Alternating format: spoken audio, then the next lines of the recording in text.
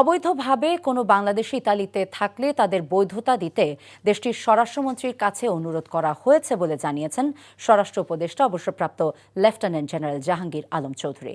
বিকেলে সচিবালয়ে তার সাথে ইতালির স্বরাষ্ট্রমন্ত্রী মাতেও পিয়ান টেডিওসের দ্বিপাক্ষিক বৈঠক শেষে একথা বলেন তিনি।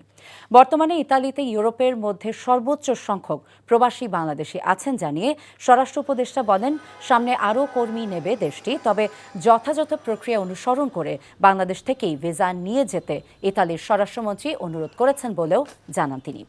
এ সময় সাংবাদিকদের প্রশ্নের জবাবে স্বরাষ্ট্র উপদেষ্টা বলেন, এনসিপি নেতা হাসনাত আবদুল্লাহর ওপর হামলার ঘটনার সাথে জড়িতদের ছাড় দেয়া হবে না। ভবিষ্যতে কেউ চেষ্টা করলে তাদেরও ঘটনার আগেই প্রতিহত করার চেষ্টা করবে আইনশৃঙ্খলা রক্ষাকারী বাহিনী। যারা এইটা দুই একটা ঘটনা ঘটার চেষ্টা করবে তাদের কাউরে ছাড় দেওয়া হবে না। কালকে আপনারাই জানেন যে 54 জন অলরেডি আমরা কিন্তু রাত্রেই কিন্তু তাদের ধরে ফেলছি। কারণ ভবিষ্যতে যদি কেউ করার চেষ্টা করে আমরা এই ঘটনা ঘটার আগেই যেন ধরতে পারি, এই ব্যবস্থা আমরা করব। যারা ধরেন যে এই দিক দিয়ে যে ওই দেশের ভিসা না নিলে সেই তো ইনফ্যাক্ট অবৈধ হয়ে যায়।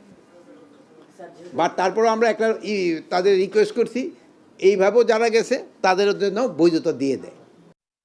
বান্ডেল থাকলে প্রতি সেনমানিতে টাকা বাঁচবে। বিকাশ সেনমানি বান্ডেল কিনে জিতুন প্রতি লেনদেনে।